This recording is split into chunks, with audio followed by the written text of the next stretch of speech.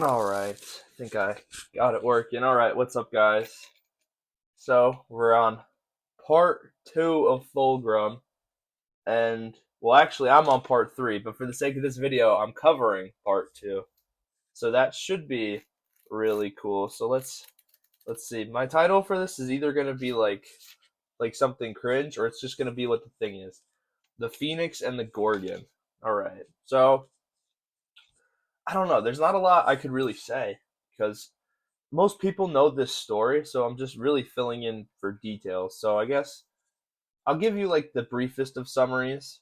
So Fulgrim has the lair and blade. A lot of corruptions going on within the Emperor's Perfection. I think that's the name of his ship. Someone please correct me if I'm wrong. I know I have the book on hand, but I need to get my like thoughts out first. So with that being said, he meets up with Ferris Manus, and they're talking about how to deal with the Diasporex, which now that I'm thinking about it, may be related to the Interex. So that's pretty funny. And there's just not a lot going on, but there's first Captain Julius. There's Eidolon mentioned in this chapter. There's a famous archivist. I think his name was Ever. You know what? No, I'm gonna look it up because we're not gonna be lazy here. If you're gonna get a first class experience. Yes. Okay. Julius Caesarion. Eidolon was in this chapter. Lucius wasn't. Ferris Manus. Gabriel Santor, first captain of the Iron Hands. But my favorite characters so far is probably Ostian, Becca, and Serena.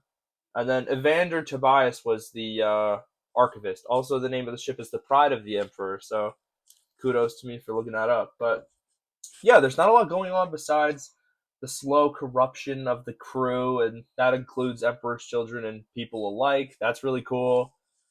But yeah, all right. So first things first, let's just get out of the way what I really enjoyed about this book so far, about part two specifically. I liked getting to sort of meet the Iron Hands for the first time, because I have a short and it was like making fun of the Iron Hands because no one knows who they are because they're so forgettable. One part of that was really me joking, and another part was me like, I, sometimes I barely really forget they're there too. Like, I'm gonna be real, some like that Raven Guard, Iron Hands are my two like least thought about like parts of Space Marines. Like, I don't care about the chapters at all. But then I get to see Ferris Manus act, and he has this one really cool trait of just knowing who he is.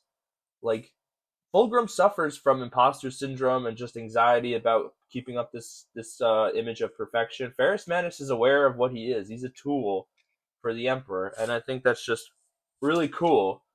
And he's also like has the very rare quality that most Primarchs don't have. It's like not just introspection, but like, I don't know how to say. He puts his ego aside, not his temper, very bad temper, but his ego. He gets questioned by his superiors. He has this one guy, his equerry, follow him around and basically tell him, "Dude, you're not thinking. You're just thinking because you're angry." And it's like, it's cool to see a leader who's responsive and just you know doesn't shit on like, Primarchs have a bad habit of believing it's their way or the highway, which I guess it is in lore, but from a narrative standpoint, that's something I can't stand because it's just I don't really like people like that. But that being said, they fight the Diasprex, and all these things are going on. Horus is hearing the demon whisper to him, so it's just this little, that's basically what this part's led up to. I'm gonna do a little deep dive about my favorite part, because my favorite parts are the interactions between the normal people on the Emperor's Perfection. I probably screwed that up again. Like, Ostian, the sculptor, doesn't get to go to the Larian Temple because of Becca, who is she's a composer and a producer of music, and she holds him back, and she's basically talking about how her her conquering him is what she needs because it'll provide a new sensation, and then that happens. But it's the small interaction there, or between Serena and Ostian, this lovely interaction where they seem genuinely in love with each other and just tender and sweet. I love that. I think that was really cool. But then we see, because Serena goes to this Larian temple, she starts mixing her own blood in with paintings, and it's just, again, you're getting the subtle like reveal that Slanesh has taken control, and that excess is the one true key to this. Because again, this happens with Julius and Solomon, another world eaters, Emperor's children, Space Marine, and they get infatuated with finding new things to test themselves with. I think Solomon's the one who has this quote, and I'll find it for you because I really enjoyed it. It was probably one of the other things. He did not. Oh, hold on. Yes. Though Julius had felt great pride in his abilities as a warrior before, he had never felt such a physical joy in combat, such a vivid sensation of the brutality and artistry of it all. Nor had he felt such excitement in grief. And then I'm going to skip ahead a little bit. Perhaps this was awareness of the new side effects of the chemical that had issued to warriors of the Emperor's children, or perhaps his experience in the Lair temple had awakened hitherto unknown senses that allowed him to reach such dizzying heights of experience. Whatever the reason, Julius was glad of it. I just love the subtle corruption of Slanesh, because somebody commented in a past video, hey dude, I know Fulgrim seems long, but that's to emphasize their downfall. And I was like, whatever. In my head, I was like, I get that, but it's like, I think it's just a me problem. But yeah, that happens, and I just love how it is a slow book, but I think slow may not be the appropriate word. I think it's paced is what it is. It's a distance. You're running a race, and you're running and you're running, and then you reach the finish line and you realize it's only lap one. So I love that we're peeling back layers of corruption and excess. And I really like the last line from the Xenos commander of the Diasporex. Its mouth moved, and though no sound issued from its gullet, Solomon could hear its words as clearly as if it had been planted directly into his brain.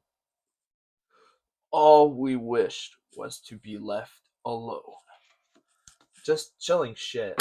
It's very profound, because that's like seems to be the trend with most planets we see in the heresy at this time. They really just don't want to be controlled by the Emperor and mankind. So it's just, you get to see this visceral hate being performed on these aliens and humans, because the Diasporex is filled with both. It has humans from old Terra, and then it has aliens, and it's just, it always makes me feel bad to see these, just because you often forget that there's no heroes in 40k, but like I just associate with the main characters with being, they're awful, but it's just, it brings me back to reality, where I'm thinking there's no one's good here.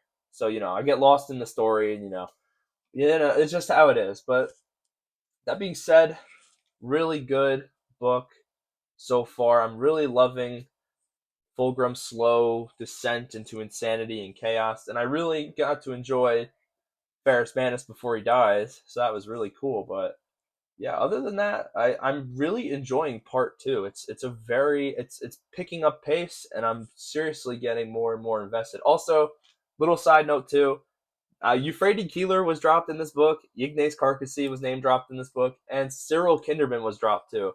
I'm really loving these like callbacks to previous characters, because I was gonna start reading the Horus Heresy out of order, but I'm glad I didn't. So you know, that being said, really good chapter. I really love the subtlety and descent of most of the characters into depravity. I think that's really cool. Overall, I think this book really does a good job of nailing the side character interactions, like with the mortals. The mortals of the crew are just some. I personally, so far, I enjoy their interactions more, but I think most authors have really done a good job of nailing the side stories as well. So, with that being said, stick tuned for a part three. Also, if you didn't watch part one, highly recommend you watch part one. But other than that, guys, if you enjoy hearing me talk about the shit I enjoy, highly recommend you stay around.